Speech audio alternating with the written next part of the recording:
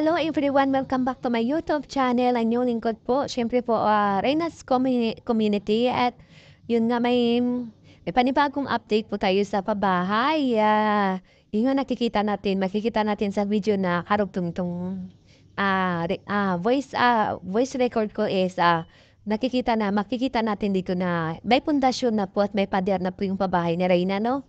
At yun nga, sa pagkakaalam natin is yung ulan doon sa daig is araw-araw po talaga daw, as in walang tigil daw yung ulan. At napakabait naman ng contractor at ng yung mga workers po, kasi grabe yung dedication nila na matapos talaga yung pabahay ni Reyna sa madaling panahon. At yun nga, inaasahan natin na yung pabahay ni Reyna is matatapos po before ng kanyang kaarawan. Kasi nga, may tinatiming tayong event yan. At yun, at salamat din sa nakuha din na contractor at nakikipag-cooperating siya at napakabait niya po. No? Kahit na yung na maulan, sige lang, tuloy-tuloy lang po yung trabaho nila, umulan or uminit man. Tuloy po yung trabaho nila at nakikita naman natin yung epekto. Kasi po, sa ilang araw pa lang may pader na yung bahay na rin at nakapundasyon. At yun nga po, sa lahat po na sumuporta sumusuporta sa pabahay po, maraming salamat po na po dyan si Ma'am Candy, si Ma'am Tita 1M, si Ma'am Irish, yung bumili ng lupa, at sa lahat ng mga big time sponsor dyan, at syempre salamat sa Reyna Best Ever, at sa Reyna's Community, at sa mga individual big time sponsor na sumusunod na nakasuporta po sa pabahay ni Reyna. Maraming salamat po. Special mention natin dyan si Ma'am AG. Siya po yung pinaka biggest sponsor natin sa individual dito na At yun, maraming salamat po sa lahat na sumuporta sa amin at sa pabahay ni Reyna. And everyday nakaka-excite po yung abangan sa magiging bahay ni Reyna, no?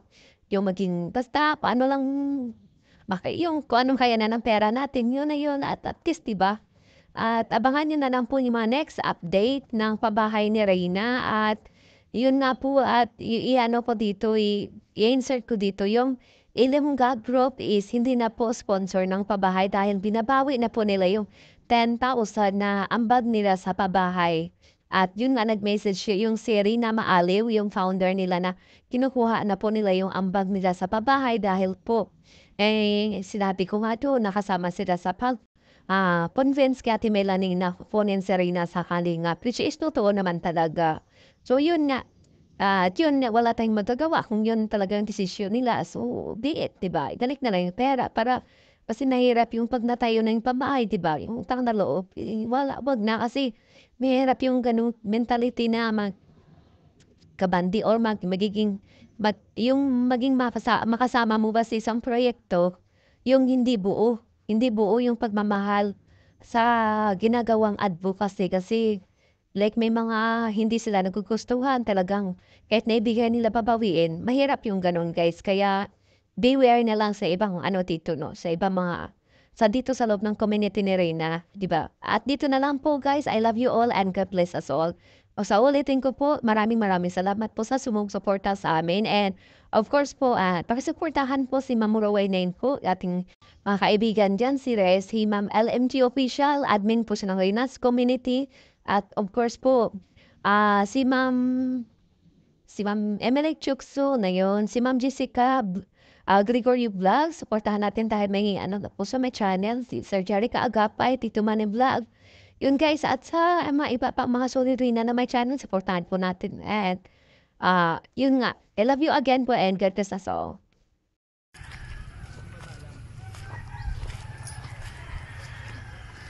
Big patising ko, bigat na. Maganda ka pa nga dito. Yan, basta ito. May mga kapay yun.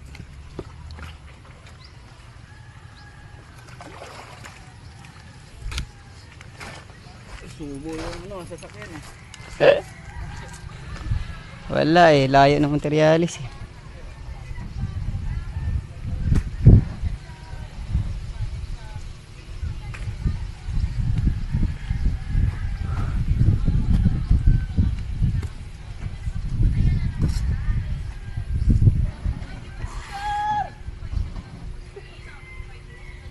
Bikulan dyan.